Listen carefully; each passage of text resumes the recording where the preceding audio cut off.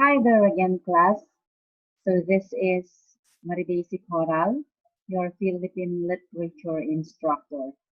So last time we discussed about a very broad coverage of our literature, the art history, and then today my focus is just to discuss and in, reintroduce to you the prose and poetry in literature. So our objective for today are the following. Okay, we already did that. Define the different types of literature according to its genre. Number two is our focus. Number two objective, which is to differentiate prose and poetry. And in my next presentations, we will be analyzing the elements presented in the literary pieces that we're going to discuss. So the outline as are the following: prose and poetry, and of course, let's again define poetry, what poetry is. Poetry is a type of literature that evokes concentrated imaginative awareness of experience or a specific emotional response through language chosen and arranged for its meaning, sound, and rhythm.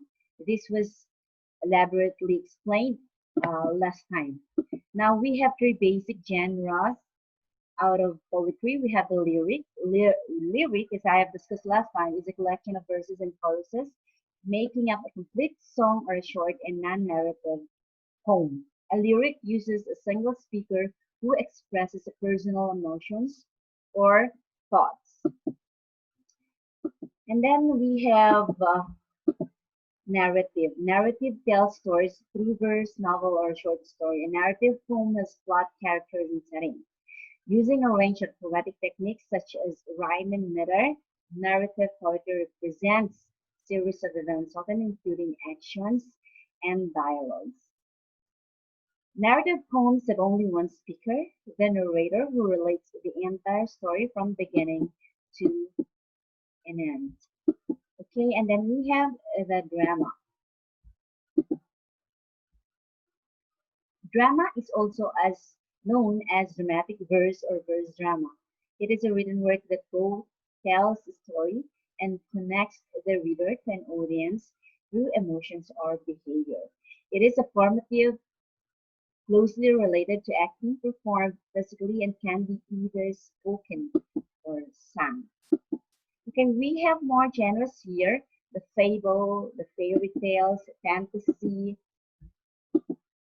and then we have the folklore, historical fiction, horror, and then we have a humor, legend, mystery, which were all defined last time, and then we have the mythology and the novel. Next one is we have the prose. Prose are writings that resemble everyday speech. The word prose is derived from the Latin word prosa, which literally means straightforward. So prose embrace for the discussion of facts and topical reading and doesn't adhere to any particular formal structures other than simple grammar. The types of prose include the essay, short story, novel, and drama. So when you say essay, these are short literary compositions that reflects the author's outlook or point. It is a short literary composition on a particular theme or subject, usually in prose and generally analytic, speculative, or interpretative. Generally, essays are classified into the following types. So we have the narrative, descriptive, expository, and persuasive. And then we have the short story. The short story is crafted form in its own right. Short stories make use of plot, resonance, and other dynamic components as in novel, but typically to a lesser degree. So we have discussed in the past that novels and stories are very different. The elements composed in a novel and stories are very much similar, except for the complicated plots in the novel. And then again, the third one is the novel, as we already have elaborated on that. And then the last one is drama. Drama is a mode of fictional representation through dialogue and performance. Drama is also a type of play written for theater television, radio, and film. In simple words, a drama is a composition in words or prose presenting a story in pantomime or dialogue. So basically, we have a very simple activity for this one, a September 4th week activity or assignment. So I just made one thing that we're going to do today. Write an essay expressing your experience in understanding literature given all its tools and devices in the previous presentation, in today's presentation. So that means it discusses your experience in writing your literature. So technically, we have again first the introduction, the body, and the conclusion of your essay, and then we have 150, a minimum of 150 words, a maximum or more of 200 words, and then we have the Arial 12 for the font and size.